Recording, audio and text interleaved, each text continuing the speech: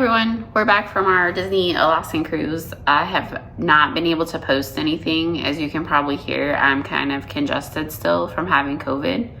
So unfortunately, my family and I all came back with it. So we're just going to be posting as we can. I have some videos that I will be posting shortly.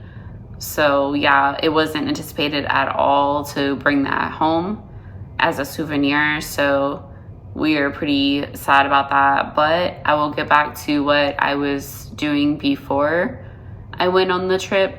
We have some amazing videos and details of the Disney Wonder, also for Alaska.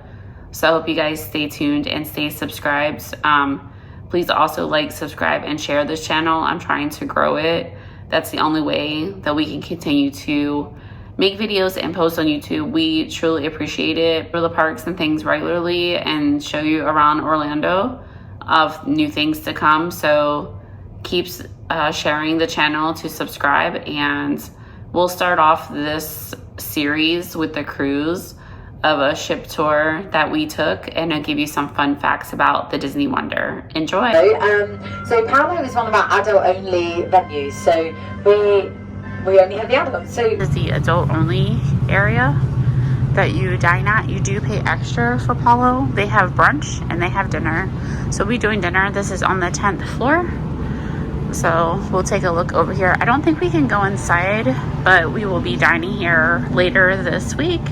But it is a fine dining restaurant, so you definitely want to dress for the occasion. And here is some of the brunch menu. We couldn't get brunch because it was sold out, but definitely you could check with guest relations and see if they have an opening or a cancellation.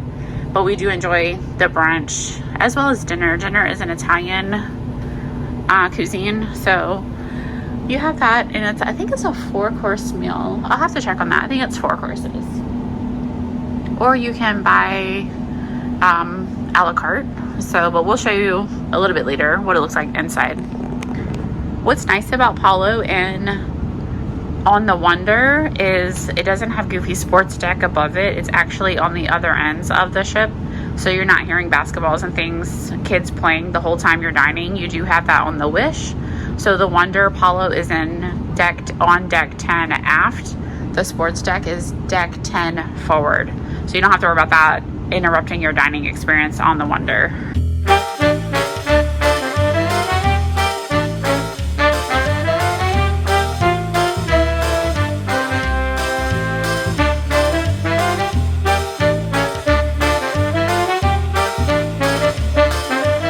when Disney again first started making ships, they wanted to have different designated zones, because even though, let's say, you come on as a whole family, you don't always want to spend time together as a whole family. It can be a bit much. And then all the adults with children here.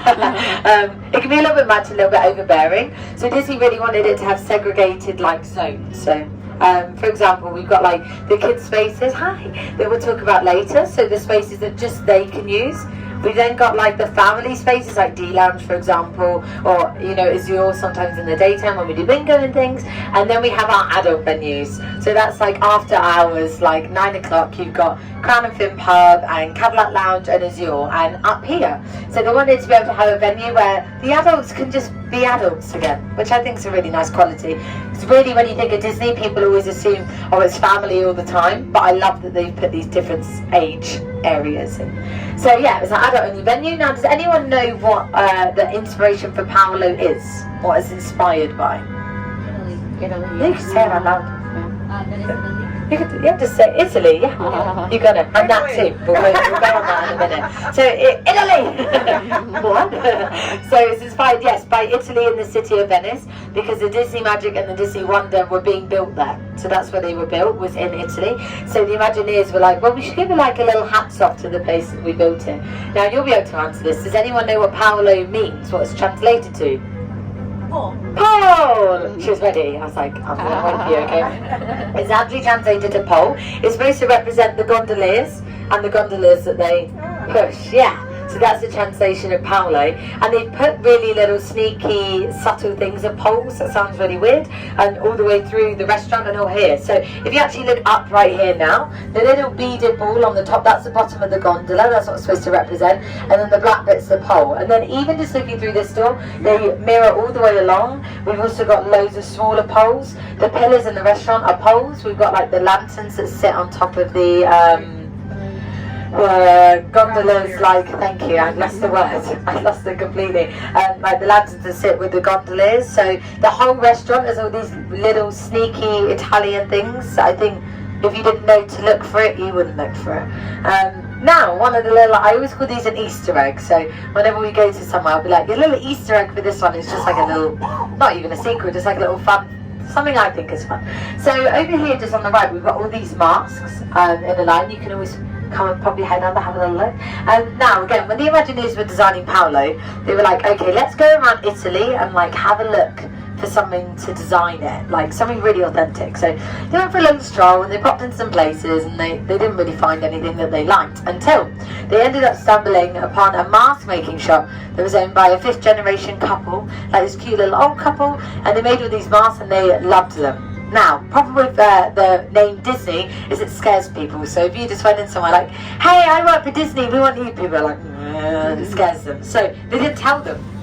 They just went in and they said, hi, we work for this company, we need some masks, here's our colour palette, go crazy, make us 12.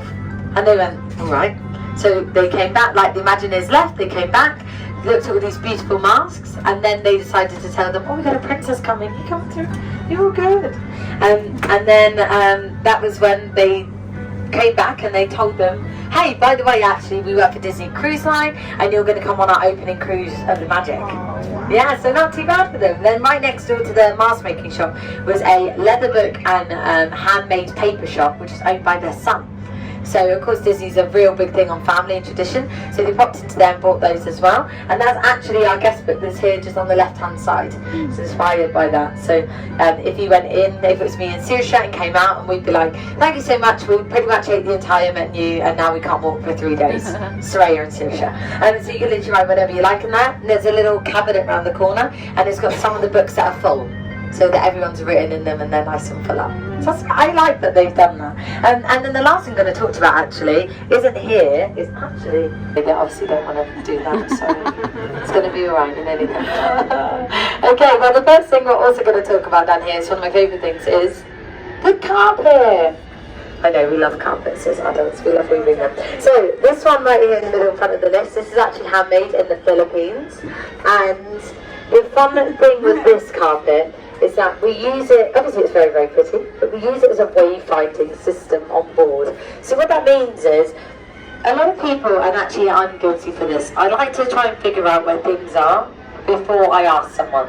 Because sometimes you can figure it out on your own, and it's only really for me when I'm like, okay, you know, I'm at the end of it, like, where am I going? Then I'll find someone and go, where am I going? But I like to figure it out, like, we're adults, so we like to do that naturally. So we use this as a wayfinding system on board. What that means is, every floor on the aft of the ship, so every floor on the back of the ship, will have this exact same carpet. The only one that has one that's slightly different is Cabanas, and it's just instead of the seashell, it says Cabanas. And realistically, if you're looking for Cabanas and you see the carpet, I'd like to think you know you're at Cabanas. So, but every floor's got this one. Does anyone know what this one is inspired by? Like what film? The Little Mermaid, exactly. The seashell is Ursula's shell that she takes Ariel's voice in, and then of course we've got all the seaweed as well. So we use it that you could come out of the lift, see the seashell and go, okay, we're looking at the seashell, which must mean we're at the back of the ship. So we've either got to head to the middle or the forward. So we use it as a system. So we'll see the one at the forward a little bit later in the tour, and then we'll walk past the mid one, but the mid one anyway, it's like a pink lily flower. It's like a lovely pink flower. So the only bit that's different, like this outer design's the same, but the design like in the middle, so like the shell and where the seaweed is, that's what's different. So that's how you'll be able to tell where you are. So that's a bit about that. Now most ships tend to have like between 10 to 12 different carpets. The Disney Wonder in particular has over 100 different handmade, customized carpets. Lots of hoovering. Because you might have noticed already from upstairs, we had one carpet in Paolo. We've walked down with this carpet. This is our third. Even if you peek around the corner to those rooms, that's a different carpet. And when we go around this corner there's also another carpet, so you actually don't really notice how much they change, but depending what zone we're in, the carpet will change. Even like the carpet in your room is going to be different to anywhere else, so that's a bit. And one carpet design I do really like that you might have seen outside your room, is everyone seen like they've got the world map like on the floor with the flags? If anyone's not sure what I'm talking about, if you literally look here, can you see like on the carpet this way? You can always pop up and have a look. There's like a, if you want to walk up and have a look, you want to walk to. So it's like the world map and it's got some flags on it. Now each flag represents a letter, and the whole thing it spells out is Disney Wonder. Cool. Yeah, so when I do the tour at the beginning of the week, I always say, hey, if you have a rainy day in Alaska, you can try and figure out what each flag is and be like, oh yes, I know one. And another thing that a guest told me actually that I didn't know, but I found out, which is also a fun fact with these carpets, is the stars. Exactly, the stars on the carpet, and from wherever your room is, the point of the star is the direction to like send you towards like the middle of the ship or the forward. So that's a fun thing, because if you're at the front, I think they point the other way. So that's a little thing about the stars as well. So if you're on like the middle of the aft, then you can follow them and it'll help you send you in the right direction. So that's about the carpets. In a moment, I don't know if there's a film on or not. I feel like there is. So we might not be able to go in. I'm going to talk about Buena Vista Theatre. Has anyone been in there and watched a film? Anyone seen it? Okay. I say, yeah, it's very pretty. I'd say if you get the chance today, definitely like pop in when there's nothing on. My rule is always, if the door is open, go in. Because obviously if it's closed, it means don't go in. But yeah, if it's open, go in. And now, it's a really, really good example of modern and classic Buena Vista Theatre. Because when you go in, it's got that classic feel. It's set in the 1930s style when Walt Disney started doing his animations. But it's got the modern feel to it because it's actually got surround sound the whole way through it. We've hidden it in the walls, and of course it displays modern films as well. So we've had like Elemental one in there, we've got one of the new Descendant films in there, Inside Out 2's been in there, Deadpool, I haven't seen it, it's not quite my cup of tea, but I've heard that it's good. So we have lots of our new showings on in the Buena Vista Theatre. Now, my fun little Easter egg I like to talk about in this venue is that back in the day, if you went to like the movies or the cinema, it was like a really big deal. It was like a treat. Like, we're very lucky nowadays that if you want to go to the cinema, you just get your phone out and you have a look, and I go, oh mum, do you want to watch this one? You book it, and then you turn up and you sit down. Whereas back then it was like a big deal. You got dressed up, you put like your glad rags on, you went out, and you were on time. Like, you made sure you were on time. So if you were late, people were like, it looked really bad, it was really frowned upon. So you always ended up at the back of the cinema, of the movie theatre. And the back actually, even though you're still watching the film, the punishment that was sort of secret was that the legroom was smaller. So compared to the rest of the theatre, it had the smallest legroom to be like, look, we're still going to let you enjoy the film, but your legs are going to hurt by the end of it. And they've actually kept that in the Buena Vista Theatre. So if you go in there, and oh, yeah, there you go. You tell people that. You do. Don't worry. How are they going to know? You stand at the front and you gradually walk up, the legroom gets smaller and smaller, and right on the back row has got the smallest legroom. So I love that they kept that, because they could have easily just been like, I think that's such a fun design quality. And the other thing is there's no cup holders in there either, because also back in the day, you probably get something more like a dried snack, like popcorn, for example, or anything sweet, but you wouldn't get like we do nowadays. We get like these XXL Pepsis, and we drink them before the film starts, and we spend the whole film like this, and then the film finishes and you are running to the toilet. So maybe they've done us a favour there. So if you do go watch a film today, just remember that you'll be holding your drink for the whole thing, okay? So we're going to head around this corner, have a look at, and the little fun fact is that it's the only venue on board where the whole of the title of it is in a lowercase font. So everything else would have a capital letter at the beginning or throughout of it, like Buena Vista's got a capital B, with the whole font you'll see on the screen is all in lowercase because they're really tiny little people. So come and follow me, we're going to walk along. If the atrium's quiet up here, I'm going to talk about the atrium now, and then we're going to talk about the good space.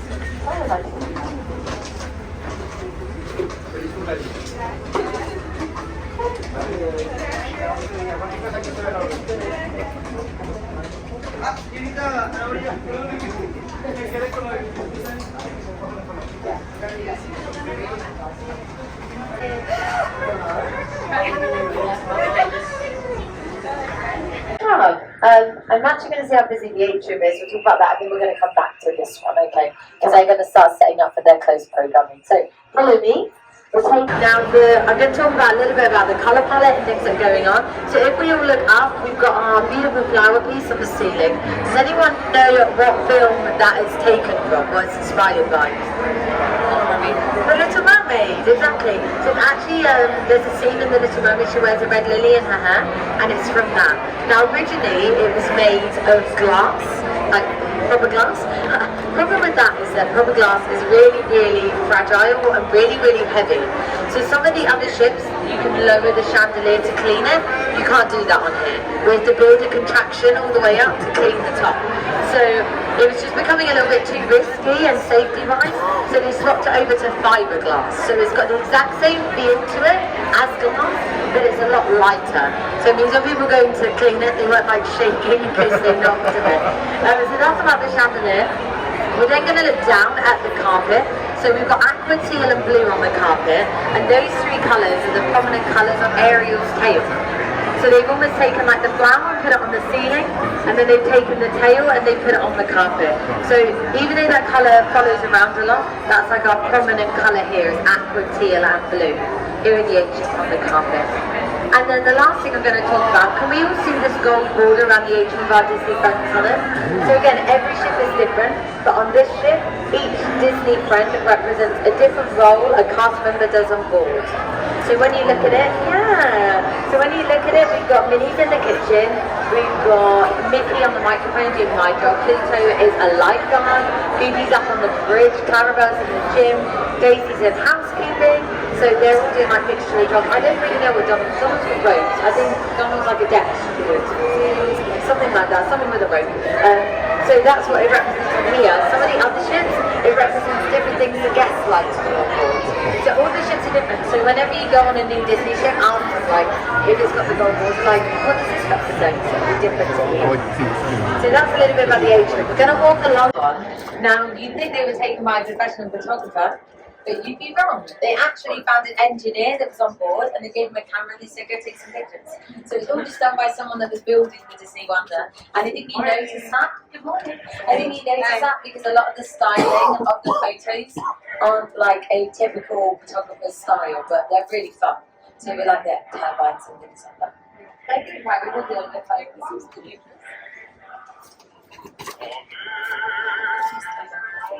They're building the ship, right? Building the Disney Wonder, the stuff, yeah. From the shipyard. Backwards. Oh. You just went and had a little look in the open house, and the really nice thing is we have open house, which means anyone can go in. So even like if you don't have kids, oh that was so loud. Even if you don't have kids, you could go in the open house, and I think that's nice because you shouldn't have to be a child to like enjoy this sort of things. So I'll just touch upon the room because of course we just went in and had a little look about it. We've got the cool hand washing machines. When the kids go in, they get their magic bands and they tap in and they've actually done this to make the kids feel like they're taller than they are. So it's like to make the kids feel a bit more like grown up and like bigger for their boots. And the really good thing is that a lot of people go, does that mean my room's going to be smaller? No. Once you hit the end of this, you'll see that when the cabins start, the ceiling lifts back up. So it's just on this level, so the kids feel a lot like, because you might not have kids with you, but you might have seen that they're like, I'm going to the kids club, and they've got their bands and they're fully independent adults. Except for the shower. They light up and they make noises and do all this cool stuff. Now, the Oceaneer Club and Lab are different. The Oceaneer Lab, which is this one behind us, isn't as heavily themed. It sort of only has one theme, which is one of our pirates called Mary Oceaneer, and she used to pick up loads of things from her journeys, and that's what that whole room is based on. So it's all very much like yellows and browns, and it's still got segregated areas like the club, but it's one theme. Whereas, of course, in the Oceaneer Club, we've got different Disney film themes. So we'll just touch upon that. So when you first go in, we've got a space in the middle. This is like our open floor space where we have like different shows come in. So this cruise, we've had Toy Story Boot Camp. We've had our Once Upon a Time stories. And it's just like a space where anyone from any story can come in and it can be interpreted correctly. Because it's a really big thing with Disney where you wouldn't put a character from one story in another story. It doesn't make any sense. So they have a hand washing station. It does all of the things for you here.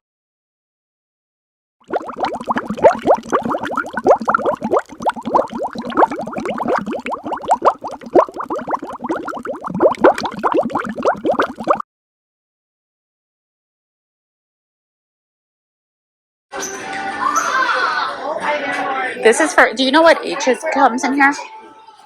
We need to check on what age is in here. Can you guys ask? Okay, welcome to Captain Mickey and Minnie's deck here at the Disney Cruise Line. It's so fun in here, right? So hi, Captain Mickey. Wow, almost got hit with a ball. Okay, the age is actually 3 to 10 years old in here. They have a really cool place to come hang out. So, We're gonna leave unless you listen. wow. You wanna leave? The Superhero Academy. It's not very busy right now for an open house, right? Goodbye. For an open house, it's not busy. Another hand washing station for the bathrooms here. They're all themed. How cute. They're playing games in here. They're actually like stacking buckets. How cute. They're playing ball to do that. So activities here. Just all around. Let's go look in Andy's room. I saw it.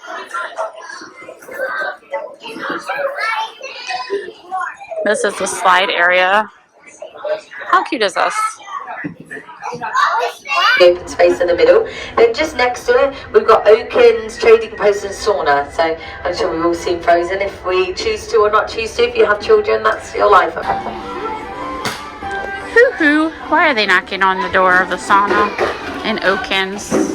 Does anything up here? No. It's just moisture.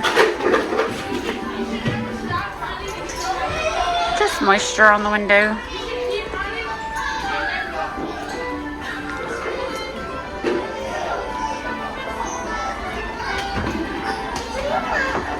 They think it's an interactive door. Look at them. You guys think it's an interactive door over here? Say hoo-hoo. What? They have other activities you can color and everything here. So really cute. And this is the Frozen adventure of Wonder and Oaken's trading post. Such cute areas in here. Lana, don't you wish you were still a kid? No? So she doesn't wish she was still a kid, but this is a great area. I would like to play in here. So we have Oaken's trading post and sauna. Now my fun little Easter egg in there is there's actually a load of hidden Svens around the room, and there's one that's apparently on the cooker top. So if apparently there's another open house, so you want to ask your kids to find it, like ask them to have a look. Then just over the way we've got our Marvel Superhero Academy room, because of course we bought Marvel a few years ago, it came in our family, and if there are any Marvel fans, it's got the same architecture and interior as Nick Fury's helicarrier. So exactly the same. So it's one of the guys from Marvel. Yeah. I just know Thor because Chris Hemsworth. No shame. And it's a really fun room. We have different Marvel friends come in. So we have Black Panther, there's Challenge of the Taskmaster, and we've also had our Spider-Man origin story. So Spider-Man came in, told the kids about his story. Then just next to that room, it used to be Disney Junior Club, but it's now Mickey and Minnie's Captain's Deck. So a little bit of Faith Trust Pixie Dust changed it over. So it's more because it's such a varied age group, it's more for our little ones. So they've got a little climbing frame, they can do some colouring, they can drive the ship. And then the last room, which is my favourite room, is Andy's room. So there again, it's a really smart concept. When the rest of the room you feel the same size, and you hit Andy's room and you shrink. Because everything is so big, and you don't notice they've done it. So the ceiling's a lot higher. There's like a giant Mr. Potato Head, a giant slinky slide. You can go on the bed, round the bed, under the bed. There's a whole thing. And the Easter egg in that room is that there's a brain game score, and it's scored 1,995. Does anyone know why that's an important year? Pixar nearly, not quite Pixar. Toy Story, yeah, it was actually the year Toy Story premiered, so they did a little thing for that. Another film that relates back to that is actually Cars, and that's Lightning McQueen's number, 95. Relates back to Toy Story. So that's a bit about the kids spaces. We also have Edge and Vibe, which are for like our tweens and our teens, because they're cool, but they're not that cool because they still like to do those fun things. And we just cater slightly different programs to them because naturally they probably wouldn't get on with some of them that we have here. Okay, right, we are now going to head round this corner. Welcome to Edge. They're currently an open house, so we can go right in. It's right here. Open the door. Wow, this is gonna make good content, guys. So 11 to 14 here in Edge. So we just come to take a little video. 20,000 Leagues Under the Sea. How cute. Wow, it's really small in here. So this is cute though. A cute area for kids. So yeah. These are some of the activities that they would offer on port day. So if your kid is in here, they have activities to do. A movie, Inside Out 2 is playing. They have some games they're playing. It looks like they have a Nintendo system. So look how cute this is. Looks like Nemo back here. The 20,000 Leagues Under the Sea, which became Nemo in Disneyland. But they have a, I think it's a Nintendo 64 or something that they're playing over there. Or a PS5 or something. Mario Kart. That's so fun. The detail here is pretty cool. So anyway, a place for kids for 11 to 14. So it keeps them entertained for sure. It is currently open house, so like she would be in the 18 to 20 society, but this is 11 to 14. But since it's open house, any age can come in and play. So how fun. Even adults could come in and play, or older kids at this time, but only during open house. So that's a great feature as well. But other times you have to stick to that age group when it's not open house. The yellow lifeboat here. Now on most traditional ships, the lifeboat is actually orange. So when Disney first started making ships, and they were like, yeah, lifeboat's orange, so they were like, no, it's going to clash with the blue. It's going to be a colour disaster. We can't have orange. It'll be so clashy. We can't do it. What are we going to do? See you later. So they actually went to court and they proved that yellow would be a more visible colour at sea than orange, and they won. That's how serious they took designing, yeah. So that is why our lifeboats are yellow, not even from safety, of course, but from a designing process, first of all. And it's actually the same colour yellow as Mickey Mouse's shoes. They're the same yellow, so that's a little fact. We're going to walk all the way to the end now, enjoy the fresh air, and move on. So I'll just quickly touch on it. So Disney was actually the first company to introduce rotational dining. So they saw that a lot of people would come on a cruise ship and they'd end up eating in the same restaurant every night because it was comfortable. And they were like, we don't want to make people feel uncomfortable, but we want people to experience all the different places we have on board.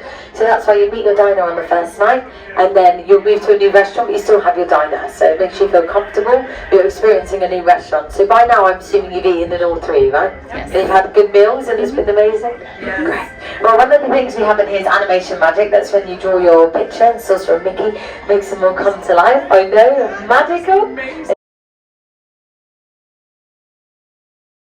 Of our tour in here is that there's the giant number 6 paintbrushes in the middle. Has everyone seen it, like the pillars of the restaurant? It's like a giant number 6 paintbrush. Does anyone know why they picked the number 6? Oh, isn't it like the 6 old men or something? No. Good guess though. So it's actually one of the most commonly used paintbrushes when an artist starts a picture. So when an artist starts a picture, they tend to always go for the number 6 first. It's because it's the most popular one, hence Animator's palette. They've used that as the pillars of the restaurant. And that's the end of our tour, everybody. I hope you had fun.